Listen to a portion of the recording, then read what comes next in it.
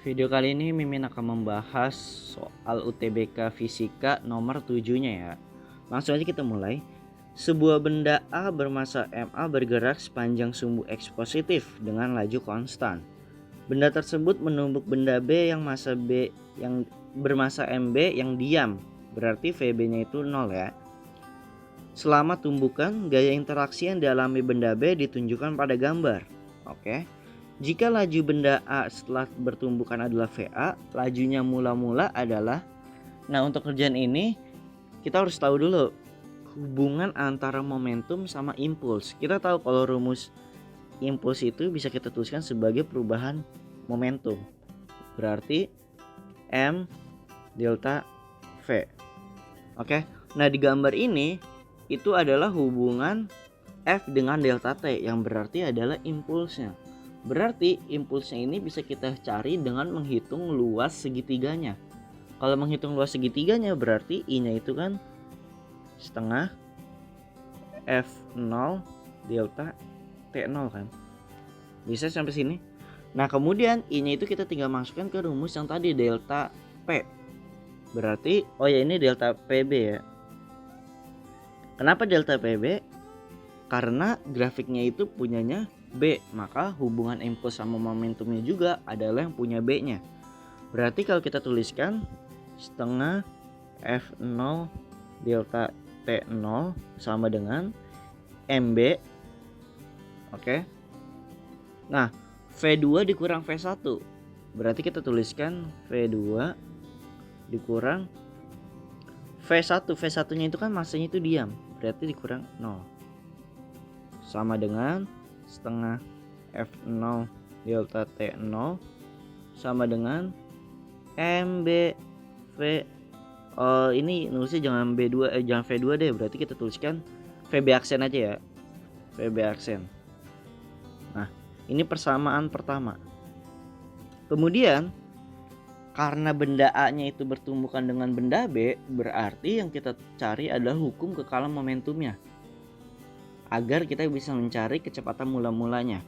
Hukum kala momentum, kalau kalian masih ingat itu rumusnya kan MA VA ditambah MB VB sama dengan MA VA aksen ditambah MB VB aksen.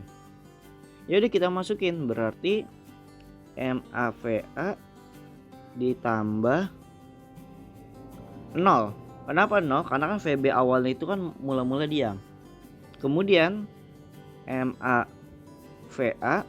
Kenapa VA aksennya itu A? Karena di sini dituliskan setelah tumbukan nilainya itu VA. VA aja. Ditambah, nah MB VB aksen itu yang ini. Maka kita substitusikan, berarti setengah F0 delta T0. Berarti VA ini kan M-nya bisa kita berarti VA-nya itu kan yang dicari ya.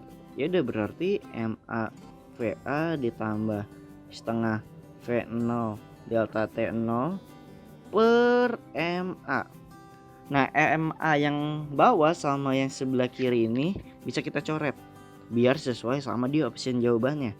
Maka VA-nya itu menjadi VA plus setengah F0 delta T0 per MA.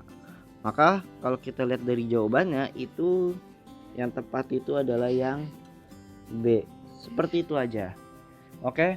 Nah, ini untuk materi momentum dan impuls. Sekarang Mimin akan memberikan sedikit materi tentang momentum impuls ini. Jadi sebagai materi tambahan lah ya. Jadi kalau kalian menemukan tipe soal yang berbeda, kalian bisa mengerjakannya.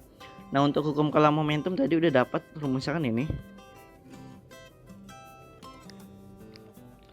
Rumus itu berlaku untuk semua kasus, baik itu lenting sempurna, lenting sebagian, ataupun lenting tidak lenting sama sekali.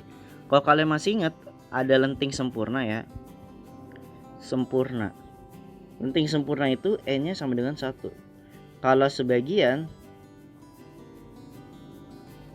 E-nya itu diantara 0 sampai 1. Kalau tidak sama sekali itu E-nya itu udah pasti 0. Oke, nah E itu apa? E itu adalah koefisien restitusi. Kalau kalian masih ingat koefisien restitusi itu rumusnya E sama dengan minus V2 aksen minus V1 aksen per V2 min V1. Nah, koefisien restitusi ini berlaku untuk di lenting sempurna dan lenting sebagian. Untuk tidak lenting sama sekali kita nggak usah masukin E-nya karena nilainya kan 0. Nah, udah seperti itu aja. Dan yang perlu menjadi catatan di sini adalah di soal momentum dan impuls, V yang digunakan itu selalu menggunakan vektor.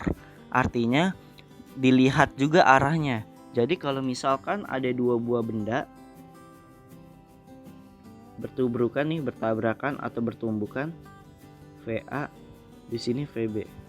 Kemudian setelah tumbukan VB-nya itu VA aksen itu ke kiri dan VB-nya itu VB aksennya ke kanan.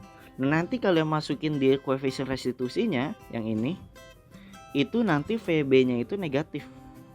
Jadi nanti itu kalian bisa tuliskan nanti VB-nya itu bernilai negatif, sedangkan nanti VA aksennya itu bernilai negatif, sisanya positif. Karena di vektor yang bergerak ke kiri itu negatif, yang bergerak ke kanan itu positif. Dan bergerak ke atas positif dan bergerak ke bawah itu negatif. Seperti itu aja. Itu untuk gambaran singkatnya ya. Oke, sampai berjumpa di pembahasan UTBK Fisika nomor 8 selanjutnya.